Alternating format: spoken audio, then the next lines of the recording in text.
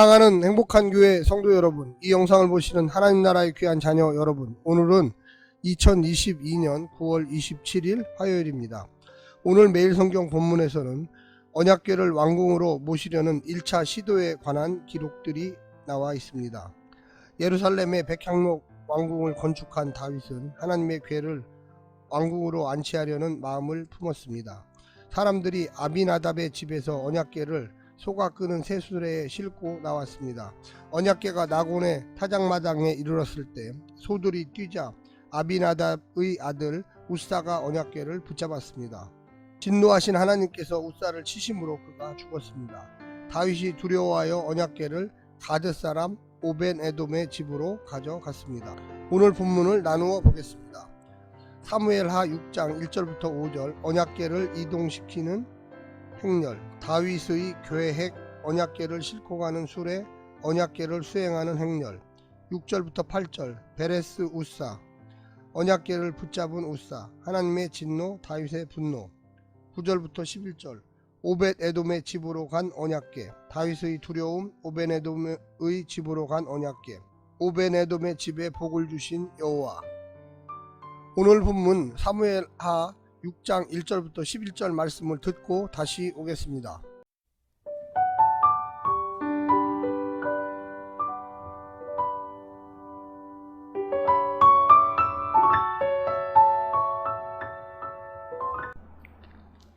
사무엘하 6장.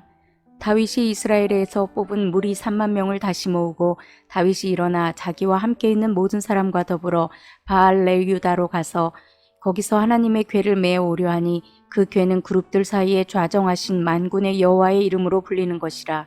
그들이 하나님의 궤를 새 수레에 싣고 산에 있는 아비나답의 집에서 나오는데 아비나답의 아들 우사와 아요가 그 새 수레를 모니라. 그들이 산에 있는 아비나답의 집에서 하나님의 궤를 싣고 나올 때에 아요는 궤 앞에서 가고 다윗과 이스라엘 온 족속은 잣나무로 만든 여러 가지 악기와 수금과 비파와 소고와 양금과 제금으로 여호와 앞에서 연주하더라. 그들이 나곤의 타작마당에 이르러서는 소들이 뛰므로 우사가 손을 들어 하나님의 궤를 붙들었더니 여호와 하나님이 우사가 잘못함으로 말미암아 진노하사 그를 그곳에서 치시니 그가 거기 하나님의 궤 곁에서 죽으니라. 여호와께서 우사를 치심으로 다윗이 분하여 그곳을 베레스 우사라 부르니 그 이름이 오늘까지 이르니라. 다윗이 그날에 여호와를 두려워하여 이르되 여호와의 궤가 어찌 내게로 오리요 하고 다윗이 여호와의 궤를 옮겨 다윗성 자기에게로 메어 가기를 즐겨하지 아니하고 가드 사람 오벳에돔의 집으로 메어 간지라.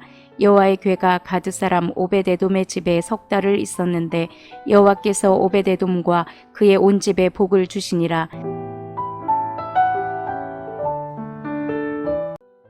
여호와의 언약궤가 참여했던 블레셋과의 전쟁에서 이스라엘이 패배했을 때 블레셋은 언약궤를 빼앗아 자기들 땅으로 가져갔다고 사무엘상 5장에 기록되어 있습니다. 그 후 블레셋은 언약궤를 이스라엘의 성읍 벳세메스로 돌려보냈습니다. 벳세메스 사람들이 언약궤 안을 들여다 보았으므로 하나님께서 보내신 재앙을 겪어야만 했습니다. 그러므로 그들은 언약궤를 길리앗 여아림 아비나답의 집으로 보냈고 거기서 언약궤가 오랜 시간을 머물렀습니다. 오늘 본문을 세 부분으로 나누어 자세히 설명드리겠습니다.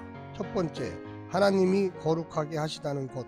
하나님이 하나님 되실 수 있는 것은 그분의 거룩하심 때문입니다. 그것은 그분은 하나님이시고 창조주이시고 살아계신 분이며 역사의 주권자이시기 때문입니다. 그것이 피조물인 인간과 구분해 주며 그분을 아무에게도 이용되거나 부려질 수 없는 절대 자유를 가진 절대 타자가 되게 하는 것입니다. 이것을 망각할 때 즉시 우상 숭배로 접어듭니다. 떨림과 경외, 단순한 의존, 죽을 것 같은 한계, 이것이 거룩한 하나님께 대한 마땅한 반응입니다. 두 번째는 결코 훼손되어서는 안 되는 거룩. 언약궤를 예루살렘으로 이동하는 행사에 3만 명이 동원되었습니다. 각양각색 찬양과 악기로 축하합니다. 마땅한 일입니다. 하지만 하나님의 명령에 복종하지 않을 때 우리의 최선이라도 정당화되지 않습니다. 법궤는 절대 만져서도 보아서도 수레에 실어서도 안 되는 대상입니다. 불순종을 동반한 축하와 기쁨이 하나님께도 기쁨이 되는 것은 아닙니다. 그들은 벳세메스의 참사에서 전혀 교훈을 얻지 못했습니다. 황소가 끄는 수레를 이용하는 방식은 블레셋식 혁신 기술이었고 사람이 메고 걸어가는 것보다 훨씬 효율적인 방법이었지만 명백한 불순종이었습니다.